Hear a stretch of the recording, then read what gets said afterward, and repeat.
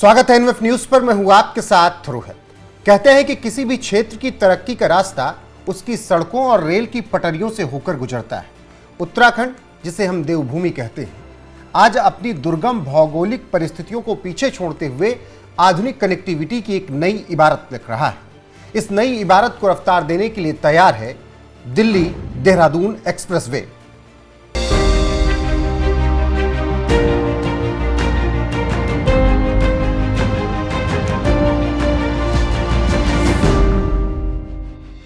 आज बात इसी एक्सप्रेसवे की करेंगे जिसने देहरादून और दिल्ली की दूरी को कुछ घंटे में समेट दिया है।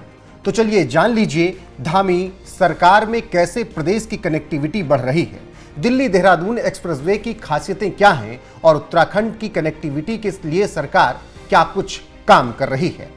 213 किलोमीटर लंबे इस एक्सप्रेसवे से दिल्ली से देहरादून का सफर बहुत आसानी से पूरा होगा। अभी ये 6 लेन का एक्सप्रेसवे है जिसे भविष्य में 8 लेन तक बढ़ाया जा सकता है। इसमें 12 किलोमीटर लंबा एशिया का सबसे बड़ा वाइल्ड लाइफ एलिवेटेड कॉरिडोर भी शामिल है। एशिया का सबसे बड़ा वाइल्ड लाइफ कॉरिडोर का सबसे खास हिस्सा देहरादून के पास राजाजी नेशनल पार्क क्षेत्र में स्थित है, जहां 12 किलोमीटर लंबा एलिवेटेड फ्लाईओवर बनाया गया है। यह वन्य जीवों के आने जाने के लिए आसान रास्ता देगा। डाटकाली सुरंग भी बेहद खास है, जो देहरादून के पास एक नई 340 मीटर लंबी सुरंग बनाई गई है। इससे यातायात सुगम होगा।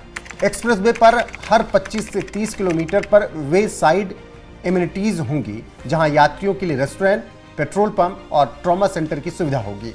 ये एक्सप्रेसवे एक्सेस कंट्रोल होगा, यानी बीच में कोई भी अवैध कट नहीं होगा, जिससे दुर्घटनाओं की संभावना बहुत कम हो जाएगी। एक्सप्रेसवे दिल्ली के अक्षरधाम से शुरू होकर लोनी, बागपत, शामली, सहारनपुर से होते हुए देहरादून के आशा रोडी तक पहुंचता है। दिल्ली देहरादून एक्सप्रेसवे प्रोजेक्ट पर लगभग 12,000 करोड़ रुपए से ज्यादा खर्च किया जा रहा है। तो दिल्ली देहरादून एक्सप्रेसवे के बारे में ये जानकारी रही, क्या खासियत है और किस तरीके से ये दिल्ली से देहरादून, देहरादून से दिल्ली का सफर आसान कर देगा और कुछ ही घंटे में आप दिल्ली से देहरादून, देहरादून से दिल्ली आ जा सकेंगे। अब ऐसे में दिल्ली देहरादून एक्सप्रेसवे के फायदे क्या हैं, ये भी जानना बेहद जरूरी है। अभी दिल्ली से देहरादून जाने में 5 से 6 घंटे लगते हैं। इस एक्सप्रेसवे से मात्र 2.5 से 3 घंटे का सफर होगा। दिल्ली देहरादून की दूरी भी लगभग 25 से 30 किलोमीटर कम हो जाएगी।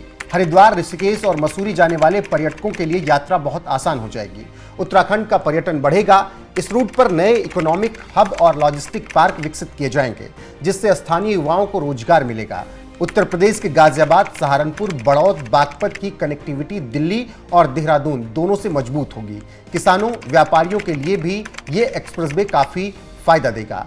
किसान अपने सामान को दिल्ली देहरादून आसानी से ले जा सकेंगे। ये एक्सप्रेसवे ईस्टर्न पेरिफेरल एक्सप्रेसवे से भी जुड़ेगा, जिससे हरियाणा और पंजाब से आने वाले लोगों को भी दिल्ली के जाम में फंसे बिना सीधे देहरादून जाने का रास्ता मिलेगा। अब इससे आप समझ सकते हैं किस तरीके से दिल्ली देहरादून एक्सप्रेसवे धामी सरकार के लिए एक बड़ी सफलता है। इस एक्सप्रेसवे के बन जाने से दिल्ली और उत्तराखंड की दूरी कम हो जाएगी। अब 2.5 से 3 घंटे में आप दिल्ली से देहरादून पहुंच जाएंगे। ये बात तो रही दिल्ली देहरादून एक्सप्रेसवे की, लेकिन उत्तराखंड की कनेक्टिविटी बढ़ाने के लिए बहुत ज्यादा काम हो रहे हैं उत्तराखंड सरकार की तरफ से। वो आगे बताएंगे, लेकिन उससे पहले दिल्ली देहरादून एक्सप्रेसवे के उद्घाटन के दौरान प्रधानमंत्री नरेंद्र मोदी और उत्तराखंड के मुख्यमंत्री पुष्कर सिंह धामी ने क्या कुछ कहा, वो सुनिए। कभी उत्तराखंड के गांवों में सड़क के इंतजार में पीढ़ियां बदल जाती थी। आज डबल इंजन सरकार के प्रयासों से अब सड़क गांव तक पहुंच रही है। जो गांव पहले वीरान पड़ गए थे, वो फिर से जीवंत हो रहे हैं। आदरणीय प्रधानमंत्री जी, आज आपके नेतृत्व एवं मार्गदर्शन में उत्तराखंड देश का श्रेष्ठ राज्य बनने के अपने विकल्प रहित संकल्प को पूरा करने के लिए विकास भी और विरासत भी की अवधारणा के अनुरूप प्रत्येक क्षेत्र में काम कर रहा है। और मैं आपको पूरा विश्वास दिलाता हूं कि हम आपके नेतृत्व में आपने इस लक्ष्य को प्राप्त करने में अवश्य सफल रहेंगे। साथ ही 2022 के विधानसभा चुनावों की भांति 2027 के चुनाव में भी वीर भूमि उत्तराखंड में भारतीय जनता पार्टी की राष्ट्रवादी विचारधारा वाली सरकार बनाने में सफल होंगे। तो सुन लिया आपने पीएम मोदी और सीएम धामी ने किस तरीके से उत्तराखंड की बढ़ती हुई कनेक्टिविटी को लेकर बयान दिया। अब ऐसे में चलिए जान लीजिए कि उत्तराखंड की कनेक्टिविटी को बढ़ाने के लिए और क्या काम हुए हैं। ये तो दिल्ली से देहरादून की कनेक्टिविटी हुई, लेकिन उत्तराखंड जहां पर दुर्गम रास्ते हैं वहां के लिए धामी सरकार ने क्या काम किए हैं ये भी चलिए आप जान लीजिए। उत्तराखंड की कनेक्टिविटी के लिए क्या काम हुए।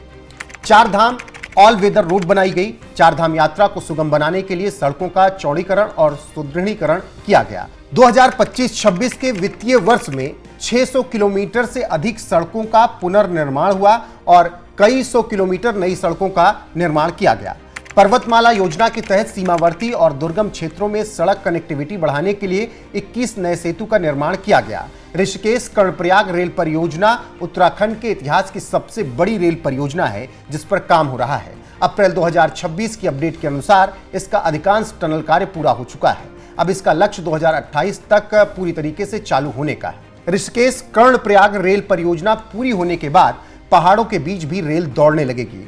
टनकपुर बागेश्वर रेल लाइन पर काम जारी है। केंद्र सरकार ने 48,000 करोड़ की इस बड़ी परियोजना को मंजूरी दी है जो कुमायूं क्षेत्र की कनेक्टिविटी को बदल देगी। धामी सरकार में प्रदेश के 11 रेलवे स्टेशन को आधुनिक सुविधाओं के साथ पुनर्विकसित किया जा रहा है। रोपवे, हवाई और हेली कनेक्टिविटी पर काम। रानीबाग से नैनीताल, ऋषिकेश से नीलकंठ महादेव और गौरीकुंड से केदारनाथ रोपवे पर काम चल रहा है। केदारनाथ रोपवे बनने के बाद श्रद्धालुओं का घंटों का पैदल सफर मिनटों में सिमट जाएगा। राज्य में 18 हेलीपोर्ट्स विकसित किए जा रहे हैं जिसमें से 12 में सेवाएं शुरू हो चुकी हैं। श्रीनगर, अल्मोड़ा, नैनीताल, मुनस्यारी और चंपावत जैसे शहरों के लिए सीधी हेली सेवा उपलब्ध है। 2021-22 में प्रदेश में 60 हेलीपैड थे जो 2026 तक बढ़कर 118 हो गए हैं।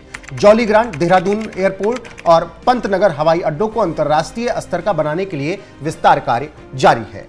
तो कुछ इस तरीके से उत्तराखंड की कनेक्टिविटी बढ़ाई जा रही है। न सिर्फ दिल्ली देहरादून एक्सप्रेसवे से प्रदेश की कनेक्टिविटी बढ़ रही है बल्कि प्रदेश के अंदर भी जो बेहद ही दूरगामी क्षेत्र हैं वहां की कनेक्टिविटी भी बढ़ाई जा रही है धामी सरकार ने। तो जिस तरीके से उत्तराखंड की देवभूमि की कनेक्टिविटी लगातार बढ़ रही है उस पर आपकी राय क्या है कमेंट सेक्शन में जरूर बताइएगा। वीडियो को शेयर कीजिएगा, लाइक कीजिएगा, चैनल को सब्सक्राइब करना ना भूलिएगा। बने रहेगा हमारे साथ लगातार। देश और दुनिया की हर एक अपडेट आपको यहां पर मिलती रहेगी हमेशा। अभी के लिए बस इतना ही। नमस्कार।